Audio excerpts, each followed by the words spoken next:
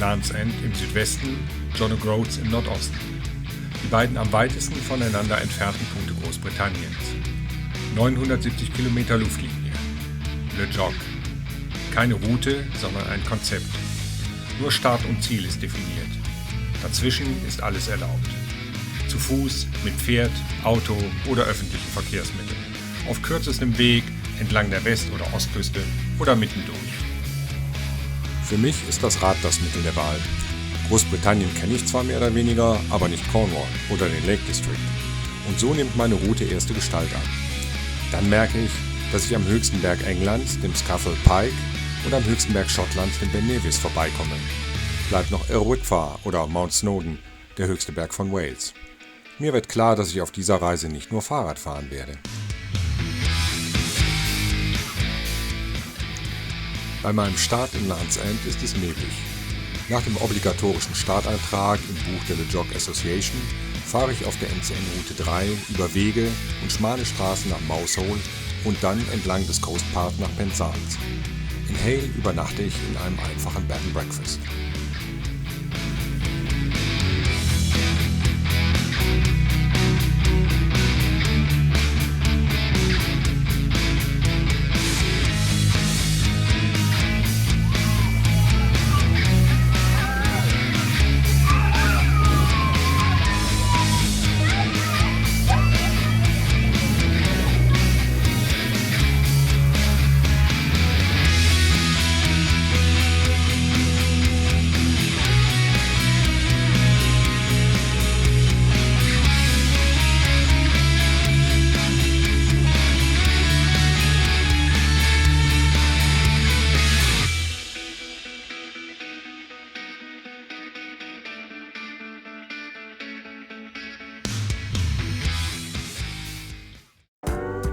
Zwischen Camborne und Redruth fahre ich durch eine alte Bergbaugegend. In der Dole-Cove Mine in Stray Park wurde Zinn und Kupfer abgebaut. Immer wieder zeugen hier Ruinen von der industriellen Vergangenheit.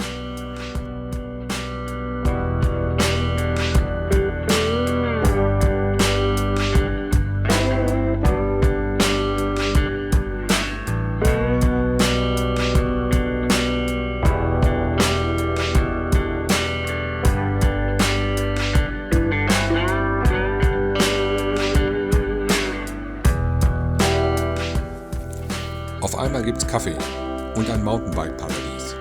Es gibt Schotterwege und links und rechts davon alte Gruben und Tagebaukrater voller Trails. Ich bin im Bissau Valley, einer Mischung aus, Naturreservat und Freizeitpark.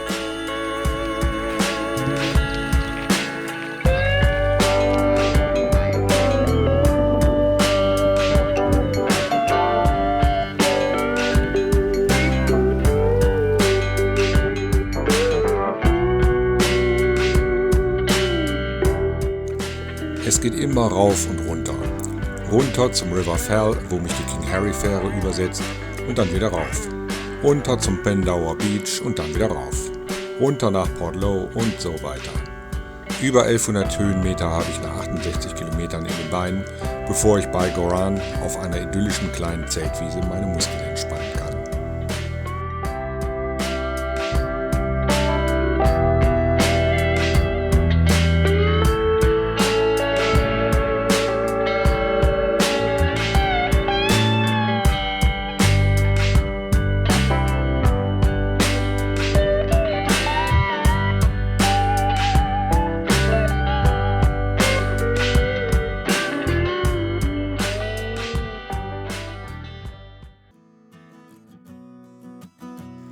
Auch heute geht es wieder rauf und runter. Erst nach Portmelon und nach dem anschließenden Anstieg rasant wieder nach Mevagissey hinab, einem übrigens echt schönen Fischerort, auch wenn mittlerweile der Tourismus den Fischfang als Haupteinnahmequelle abgelöst hat.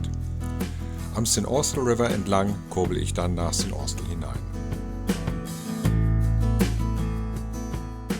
Das Eden Project ist ein gigantischer botanischer Garten, angelegt um die Jahrtausendwende in einem aufgelassenen Kaolin-Tagebau.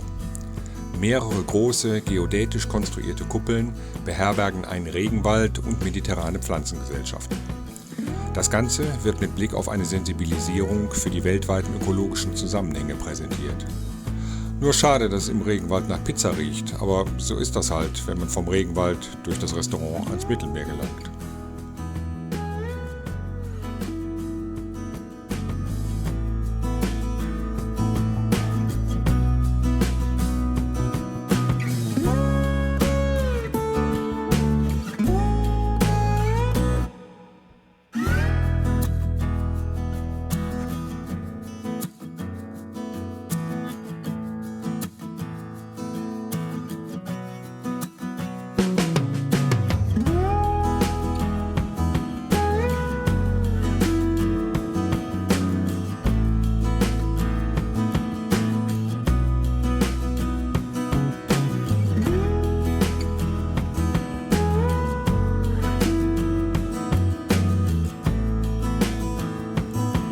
Über sehr ruhige Straßen und asphaltierte Waldwege fahre ich heute noch bis Bodmin, wo ich im Haus von Freunden übernachten kann.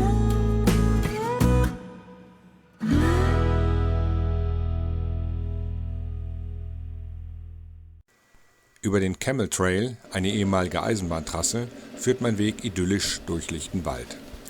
Ich höre nichts als links von mir den Camel rauschen, das Zwitschern von Buchfink und Rotschwanz und das Knirschen des Kieses unter meinen Reifen.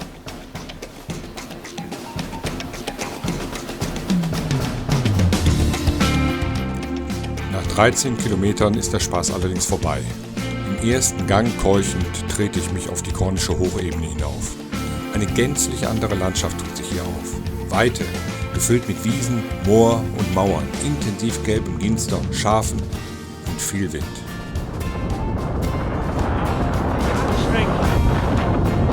Auf der windigen Hochfläche. Wind kommt von schräg vorne.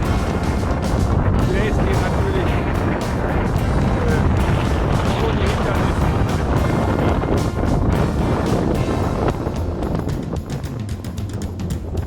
Mehr als 8 km/h schaffe ich nicht. Und das auf ebener Strecke.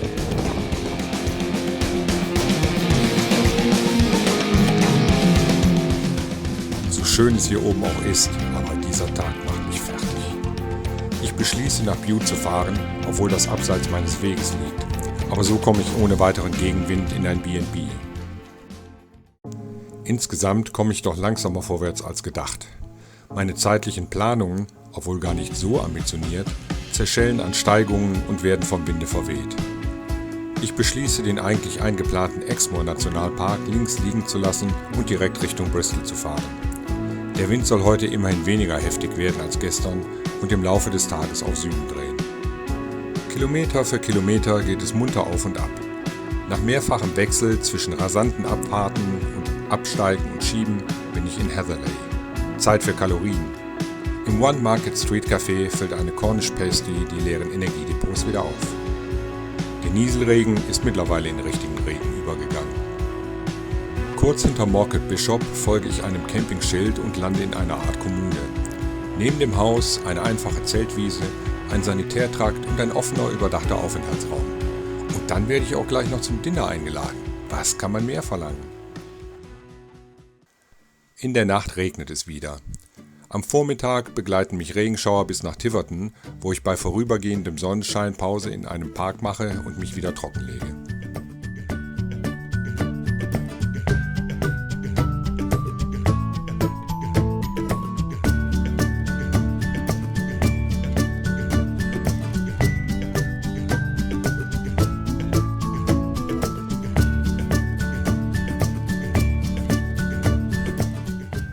Der NCN3 führt beschaulich auf einer alten Eisenbahntrasse durchs Grün.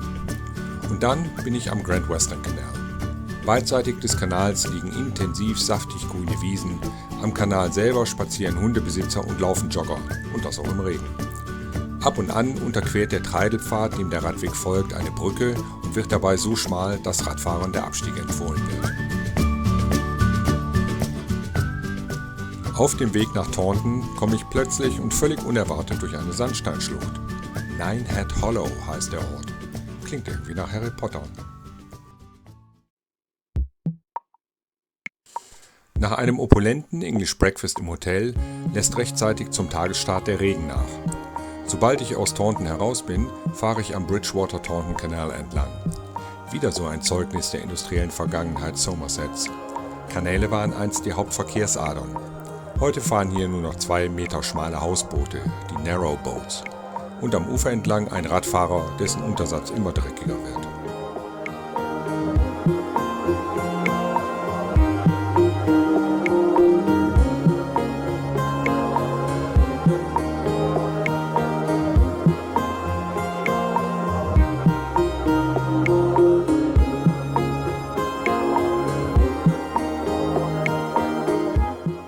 Schon am Nachmittag komme ich in Jetten an, wo mich meine Warm Showers Gastgeber Anthony und Marina herzlich empfangen. Hier kann ich mein Rad vom gröbsten Schmutz befreien. Und dann gibt es vor dem Dinner auch noch einen Gin Tonic auf der Terrasse. Solche Gastfreundschaft ist einfach nicht zu bezahlen, die kann man nur erleben.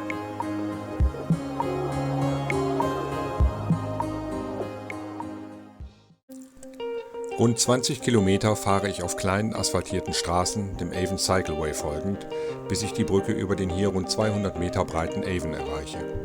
Diese teile ich mir mit der M5, zwar auf abgetrennter Fahrradspur, aber ich bin trotzdem froh, als ich kurz darauf wieder im Grün bin und der Lärm abebbt. Die Vorstädte und Industrieanlagen von Bristol sind nicht immer die hübschesten Gegenden.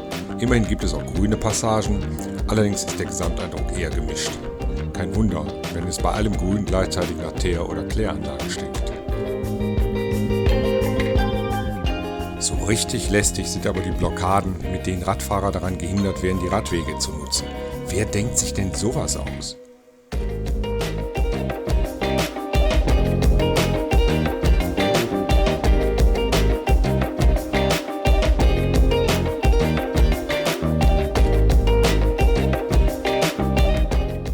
Zwei Brücken ziehen sich in 50 Metern Höhe über den hier rund 3 Kilometer breiten Severn. Über die zweite führt der Radweg. Als ich auf der Brücke für ein Foto anhalte, spüre ich, wie sie unter der Belastung der Autos und Laster schwingt und vibriert.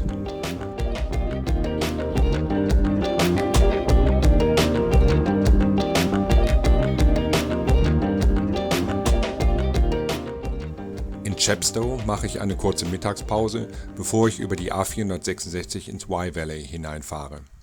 Trotz des sonnigen Sonntagnachmittags hält sich der Verkehr in Grenzen. In Tintern stoppe ich an der ehemaligen Zisterzienserabtei. Die Zisterzienser wollten den Benediktinerorden zurück zu seinen Wurzeln führen. Die Regeln seines Gründers, Benedikt von Nursia, forderten den Verzicht auf Eigentum und ein zurückgezogenes Leben. Die Benediktiner hatten sich aber ins Gegenteil entwickelt. Sie waren vermögend und politisch einflussreich geworden. So gründeten die Zisterzienser Tintern Abbey im Jahr 1131 bewusst an einem sehr abgelegenen Ort, im Tal des Wye, weit entfernt von menschlichen Siedlungen, um sich einem Leben des Gebets, der Lesung und der Arbeit zu widmen. Das ging rund 400 Jahre gut, bis das Kloster 1536 unter Heinrich VIII. Aufgelöst wurde und verfiel. Nachdem die Ruine im Zeitalter der Romantik wieder an Faszination gewonnen hat, wird sie heute von der walisischen Denkmalschutzbehörde erhalten. Teile der Kirche sind aktuell aber wegen Steinschlaggefahr gesperrt.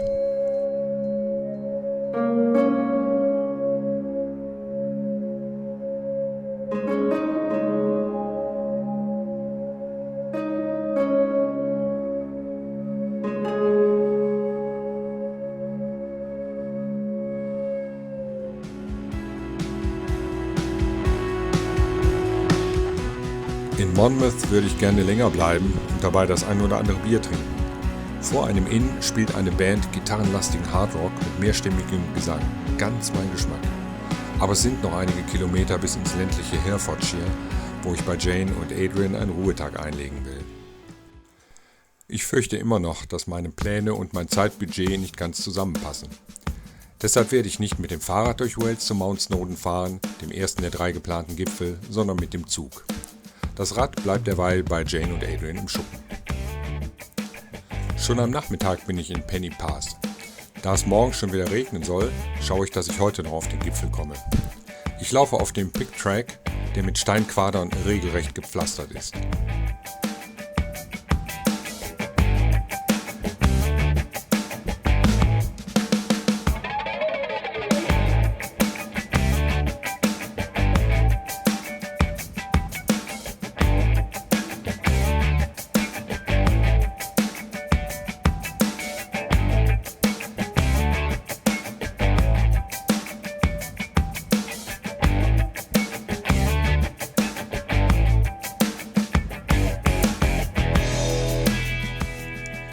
17:30 Uhr stehe ich auf dem ersten der 3 geplanten Gipfel, dem Irrwitfar, wie das Snowdon auf Walisisch heißt.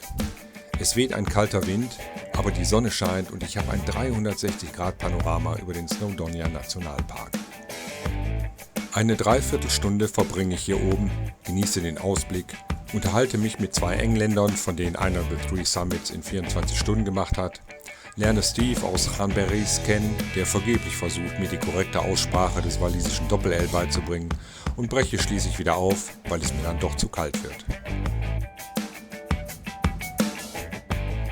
Zurück laufe ich über den 1 Kilometer längeren Miners Track, der an mehreren Seen entlang führt, während die Sonne längst auf der anderen Seite von Irrwitfar verschwunden ist.